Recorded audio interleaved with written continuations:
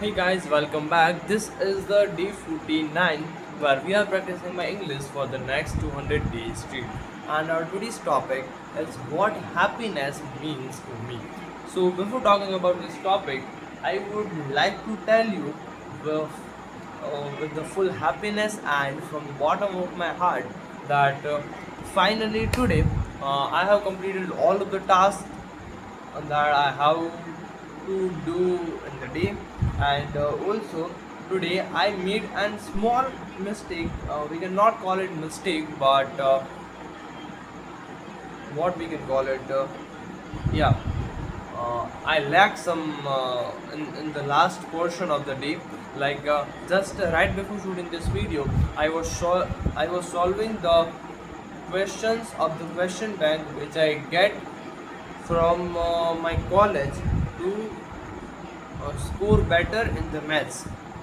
Actually, not to score better in the maths, but to pass the subject maths.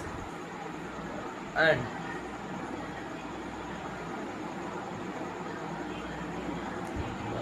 what should I? My mind is now feeling blank. Yeah. So I was telling you that right before shooting this video, I was solving the questions. But when I open book, there is a nothing that seems me friendly. Like everything is.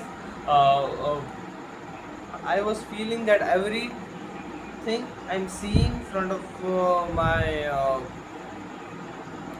eyes is just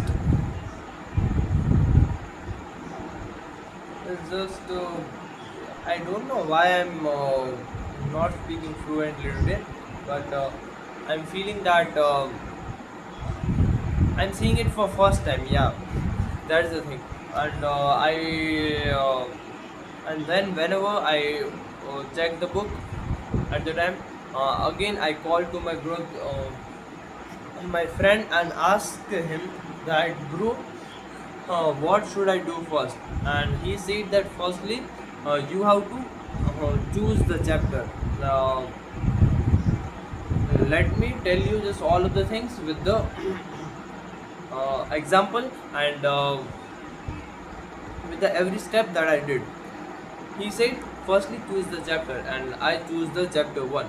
And he said, list out all of the topics that will may come in the exams. So I checked all of the topics like injective, surjective, bijective. These all three are comes in the one question. Second is another functions, intersections, unions, and all of these things. And he said me, then firstly clear your doubt in the topic and then try to solve the question. I cleared the doubt, and then when it comes to solve the question, I got blank.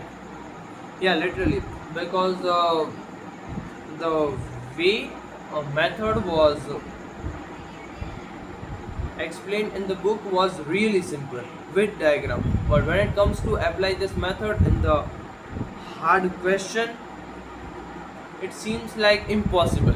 And then I checked my assignment. There was a question, and by the end of the story, I completed my first question, but still I have to complete another 54 questions. Yeah, another 54 questions to cover the question bank.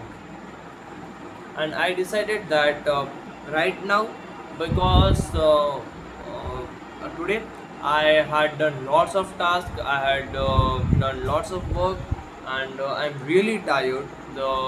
Day I, the day I had was really busy, and that's why right now I don't have enough energy to fight with the mess. That's why I decided that I will do first thing about the mess in the tomorrow morning. And yeah, right now I keep all of these things aside. I kept all of these things aside, and I am talking to you. So I know this was a really big explanation, but I think this will help me to make my English more good and more fluent.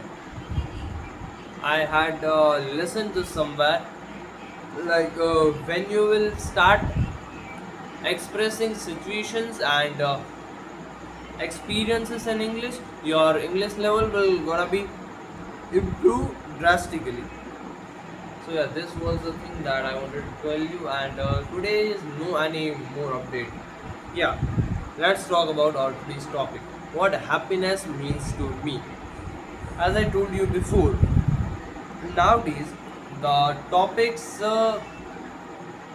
the list of the topics I have are the topics which is actually I relate with them, and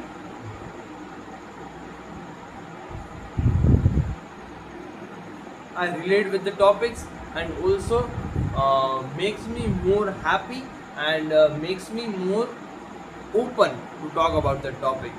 So today again, after a long time, I experienced the happiness that I haven't feel from the last 2 to 3 months.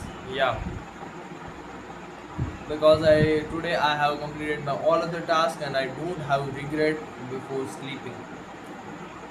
So yeah, this was the thing that helped me a lot. And happiness may will happiness is mean to be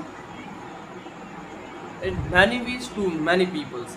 Like I feel happy when I am disciplined, when I'm completing my all other tasks, when I'm doing nam job, and some peoples may feel happy when they get free time, when they watch movie and blah blah blah, these kind of other things. So I think this is enough for today. We will meet tomorrow with a new topic and with new experience. Bye bye.